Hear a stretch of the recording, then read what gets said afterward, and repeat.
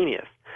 So all you have to know is the harmony of whatever you want to look at in the universe, anywhere you want to communicate or go, so that you can entangle yourself with its vibration. And we know, and this is verified over and over again, any entangled system can communicate faster than light instantaneously. So I've done the math on the Pleiades star system, so I know their codes. And what's interesting, in the beginning I thought it was flawed. I thought, there's no way you can do this, David, because in a three-dimensional space, 2 dimensions is height and width, so it's like a flat sheet of paper. When we look at any star system, we're seeing it kind of like a flat sheet of paper. We don't know if 7 stars are together, what their true distances from each other are, because some might be further back and some might be further forward from each other, for example. But then I realized that the observer, Earth, looking at the Pleiades, is a very unique harmonic ratio. No two places in the universe, when they look at the Pleiades, will ever see the exact ratio of the way those stars appear as we do. So if I send a harmonic vibration through my harmonic set radio coils in the exact harmonic code of the Pleiades star system, basically the singularity knows that there's only 2 mathematical places in the entire universe where the observer and the observed have that exact harmonic code, and that would be Earth looking at the Pleiades. Good job, David. Yeah. Good job. I mean, this is the work of a physicist, my friend. Well, years and years and years of, staring at the wall in meditation and then watching, photographs of the way particles move, all going back to my dream about the UFO, the counter-rotational fields. It turns out it's everywhere in nature, and that is the key to everything. We look at the anti-gravity experiment again by Boyd Bushman. When you spin this little thing on the table, the clockwise and anti-clockwise have different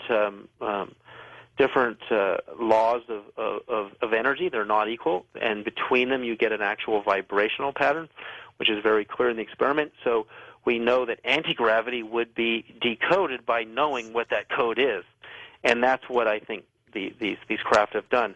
Now, even further, and I presented this at the Laughlin UFO conference, I took photographs just about a week or so ago, right? Just over a week ago, yeah. When I lectured on differentials to 600 people, and got a standing ovation, which was great. At the very end, I took photographs of UFOs, and some of which, because some of these UFOs from video frames shot by Jeff Willies in Phoenix, you could see through the UFO because the UFO was producing a lot of X-rays, and to the camera it became translucent. I could see the Tesla coils inside, and I could do the math and determine their harmonic codes. And when I did the math and I found I didn't get random crazy numbers, I got beautiful harmonic codes, I knew it was real. And then I also knew that over and over and over again with real photography of UFOs, you can see the indentations of the actual Tesla coils, and their because you can see all their diameters, you can determine. And anyone who reads my book will know how to do this.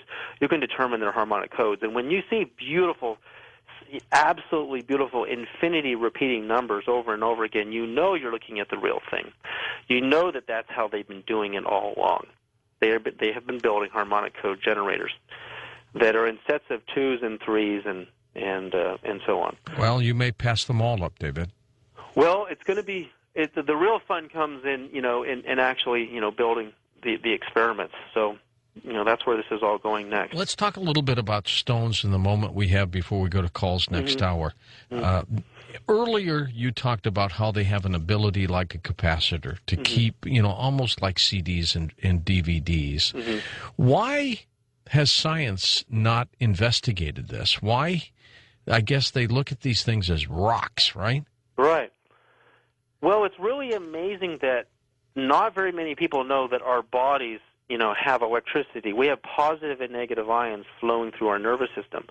And why not a rock? I mean, The native Indians called the stones the history keepers, the energy keepers. We go back to Stonehenge, and in fact, Smithsonian Magazine last fall published an article that they found the skeletal remains of all of these, very sick and disabled people, realizing that they came to the stones to be healed by them. How could a stone hold a healing vibration?